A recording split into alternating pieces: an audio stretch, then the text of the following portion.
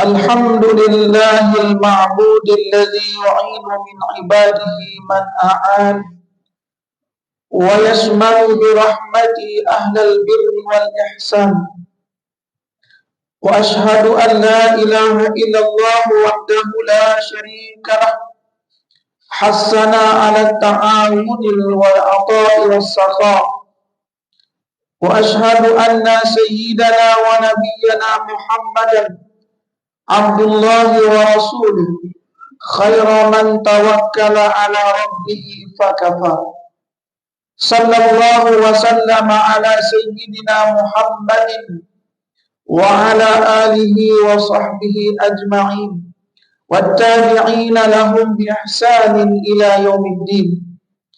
أما بعد فيا أيها الناس اتقوا الله تعالى حق تقاته اتقوا الله تعالى حق التقوى fil alaniyati wan najwa. Para tetamu Jumat yang dikasihi sekalian, saya berpesan kepada diri saya dan menyeru kepada sidang Jumat yang dikasihi sekalian, marilah sama-sama kita bertakwa kepada Allah dengan sebenar-benar takwa serta melaksanakan segala perintahnya dan menjauhi segala larangannya. Mudah-mudahan kehidupan kita diberkati di dunia dan di akhirat. Selain itu, khatib juga ingin mengingatkan sidang hadirin sekalian agar memberi fokus dan mendengar dengan bersungguh-sungguh khutbah Jumat ini. Jangan leka bermain gadget, tidur dengan sengaja atau berbual-bual, karena perbuatan-perbuatan tersebut bertentangan dengan adab mendengar khutbah. Marilah kita bersama-sama menghayati khutbah Jumat yang akan membicarakan tajuk Dharma Organ, arti sebuah kehidupan.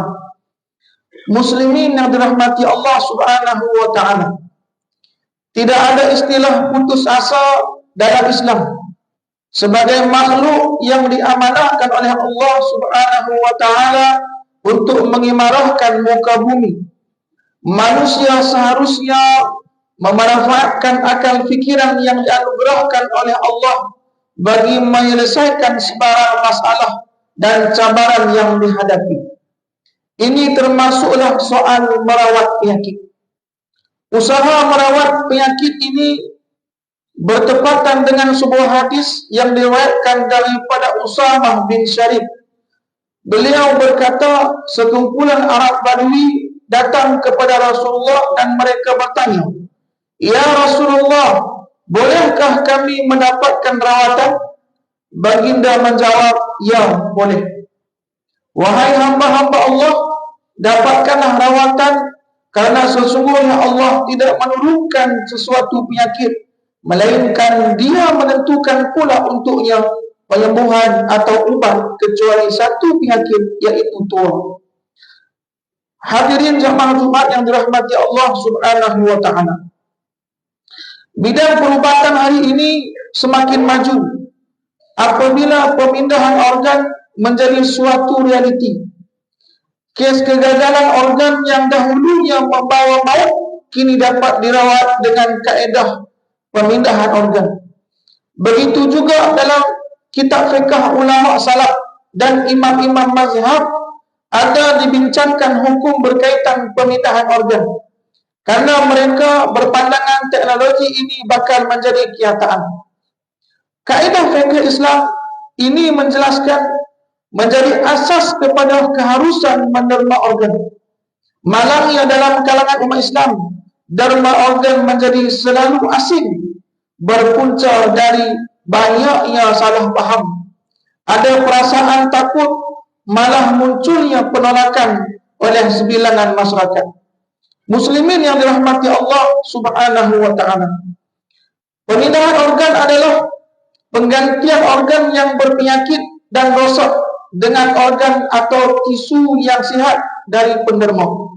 Ia adalah rawatan paling efektif dalam kes kegagalan organ tahap akhir yang tiada alternatif rawatan lagi. Terdapat banyak bukti dalam bidang perubatan menunjukkan pemindahan organ yang telah dilaksanakan sehingga mencapai 95% kadar kejayaan. Sesungguhnya, Organ yang didermakan memberi manfaat besar kepada ramai insan dari sudut menyelamatkan nyawa dan meningkatkan kualiti kehidupan pesakit. Di sisi Islam, penderma organ adalah dianggap membuat kebajikan yang besar, sebagaimana firman Allah Subhanahu wa taala dalam surah Al-Maidah ayat 32, "Wa man ahyaha faka'annama ahyan nasa jami'an." Dan sesiapa yang menghidupkannya, memelihara kehidupan manusia, maka seolah-olahnya dia telah memelihara kehidupan seluruh umat manusia. Sidang Jumat yang dirahmati Allah Subhanahu wa taala. Dari perspektif Islam, pemindahan organ telah dibenarkan oleh ulama melalui Majlis Fatwa Kebangsaan dan Jawatan Fatwa Negeri-Negeri seawal tahun 1970 lagi. Begitu juga keputusan yang dikeluarkan oleh institusi antarabangsa Majma' Fiqh Islami. Justru tiada lagi keraguan di sisi Muslim meneruskan niat bagi menderma organ. Pemindahan organ dibenarkan syarak atas alasan menjaga nyawa dan menyelamatkan, iaitu salah satu daripada maqasid syariah yang 5. Melalui penderma organ ini, pesakit akan mendapat peluang kedua untuk menjalani kehidupan sebagai hamba Allah dengan lebih baik di dunia ini, sedangkan dahulunya mereka menjalani rawatan dialisis, mengalami kesukaran untuk mengerjakan ibadah. Muslimin yang rahmati Allah Subhanahu wa taala, oleh yang demikian, Kementerian Kesihatan Malaysia menyeru orang ramai untuk tampil ke hadapan menjadi penderma organ, terutama kepada mereka yang mempunyai ahli keluarga yang sedang mengalami kegagalan organ tahap akhir. Tiada proses pemindahan organ boleh dilaksanakan jika tiada penderma. Muslimin yang dirahmati Allah Subhanahu wa taala, mengakhiri khutbah ini, marilah kita sama-sama menghayati beberapa pengajaran daripada khutbah ini. Yang pertama, kita hendaklah yakin bahawa Islam adalah agama yang bersifat dinamik dalam perkara-perkara tertentu demi kepentingan ummah, khususnya dalam isu pendermaan organ. Yang kedua, para penerima akan mendapat manfaat yang besar dalam meneruskan kehidupan keseharian. Dan yang ketiga, para penerima organ akan menerima ganjaran yang besar di sisi Allah Subhanahu wa ta'ala di dunia dan di akhirat. Yang keempat, berusahalah menjaga kesihatan dan melazimi doa seperti mana yang diajar oleh Nabi SAW. Allahumma afini fi badani, Allahumma afini fi sam'i, Allahumma afini fi basari. Yang bermaksud, ya Allah, berikanlah kesihatan untukku pada badanku. Ya Allah, berikanlah kesihatan untukku pada pendengaranku. Ya Allah, berilah kesihatan untukku pada penglihatanku. Firman Allah Subhanahu wa taala dalam surah Al-Maidah ayat 2, "Wa ta'awanu 'alal birri wat taqwa wa la ta'awanu 'alal ismi wal 'udwan wattaqullaha innallaha syadidul 'iqab." Yang bermaksud, dan hendaklah kamu tolong-menolong untuk membuat kebajikan dan bertakwa, dan janganlah kamu tolong-menolong pada melakukan dosa maksiat dan pencerobohan, dan bertakwalah kamu kepada Allah, karena sesungguhnya Allah Maha berat azab siksanya. Barakallahu li wa lakum fil Qur'anil azim, wa nafa'ani wa iyyakum bima fihi minal ayati wa dzikril hakim, wa taqabbal minni wa minkum tilawatah, innahu huwas samiul alim, innahu huwal ghafurur rahim.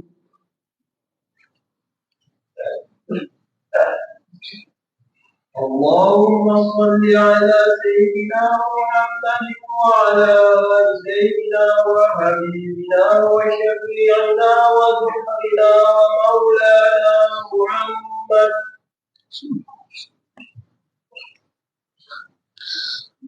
Alhamdulillahi ala alaihi wa ihsanihi, wa syukru lahu ala taufiqihi wa amtinanihi, وأشهد أن لا إله إلا الله وحده لا شريك له تعظيما لشأنه وأشهد أن محمدا عبده ورسوله داعيا إلى رضوانه صلى الله وسلم على سيدنا محمد وعلى آله وصحبه عدد خلقه ورضا نفسه وزنة عرشه ومداد كلماته أما بعد فيا عباد الله اتقوا الله تعالى ربكم حق تقاته واعملوا بطاعته ومرضاته ثم اعلموا أن الله سبحانه وتعالى أمركم بأمر بدأ فيه بنفسه فقال عليما حكيما إن الله وملائكته يصلون على النبي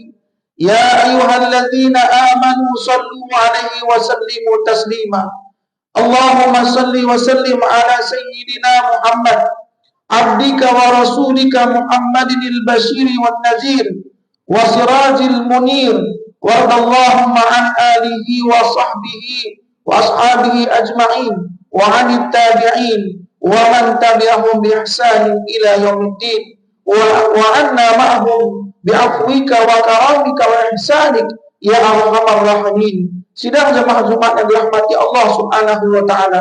Khatib ingin mengambil kesempatan ini untuk menyeru para jemaah sekalian agar terus memberikan sokongan padu tanpa berbelah bagi kepada penduduk Palestin yang sedang dizalimi oleh rezim Zionis melalui serangan tanpa henti di Gaza dan tebing barat. Kita mungkin tidak mampu mengangkat senjata, tetapi kita masih mempunyai kekuatan daripada aspek kewangan. Infakkanlah sebahagian rezeki untuk membantu mereka yang ketika ini berada dalam keadaan yang amat menyedihkan serta menjalani kehidupan yang sukar. Selain itu, gunakanlah senjata paling ampuh, yakni doa. Semoga Allah Subhanahu wa taala menganugerahkan kejayaan, keselamatan dan kesejahteraan buat seluruh umat Islam serta rakyat Palestin khasnya. Semoga bumi Palestin kembali aman dan makmur di bawah rahmat Allah Subhanahu wa taala. Allahumma ighfir lil muslimina wal muslimat wal mu'minina wal mu'minat al ahya'i minhum wal amwat. Allahumma aminna fi awtanina wa aslih wahfaz a'immatana wa ulama'ana wa wuzara'ana wa ulata umurina. اللهم أعز الإسلام والمسلمين ودمر أعداءك أعداء الدين وانصر من نصر الدين واخذل من خذل المسلمين وأعلي كلمتك إلى يوم الدين. اللهم انصر إخواننا المسلمين المجاهدين والمستضعفين في فلسطين وفي كل مكان. اللهم ثبت إيماننا وأنزل السكينة في قلوبهم ووحد صفوفهم. اللهم إنا نعوذ بك من البعث والجنون والجزام ومن سيء الأسقام. اللهم وفقهم لما فيه عز دينك ونصر شريعتك. اللهم اجعلهم هداه مهتدين صالحين مصلحين واسمل اللهم بعنايتك وتوفيقك على صاحب الجلالة ke bawah duli yang maha mulia Sri Paduka Baginda yang di-Pertuan Agung As-Sultan Abdullah Riayatuddin Al-Mustafa Billah Shah Ibnu Almarhum Sultan Haji Ahmad Shah Al-Musta'in Billah, dan ke bawah duli yang maha mulia Sri Paduka Baginda Raja Pamaisuri Agung Tengku Azizah Aminah Maimunah Iskandariyah binti Almarhum Al-Mutawakkil Billah Sultan Iskandar Haji wa kadzalika sahibil maqamah, tuan yang terutama Tuan Datuk Seri Utama Ahmad Fuzi bin Haji Abdul Razak yang di-Pertuan Negeri Pulau Pinang. Allah warfa'anna al-bala wal waba wal ghala wal riya wal riba wal zina wal zalazil wal mihan wa su'al fitan ma zahara minha wa ma batan an baladina hadha khassa wa an sa'iri biladil muslimina amma ya rabbal alamin. Rabbana atina fid dunya hasanah wa fil akhirati hasanah wa qina adzaban nar. Ibadallah, innallaha ya'muru bil 'adli wal ihsan wa ita'i dzil qurba wa yanha 'anil fahsya'i wal munkari wal baghi ya'izukum la'allakum tadhakkarun. fazkurullahal azim yazkurkum wazkuruhu ala ni'amihi yazidkum wa lazikrullahi akbar wallahu ya'lamu ma tasna'un. Aqimis shalah.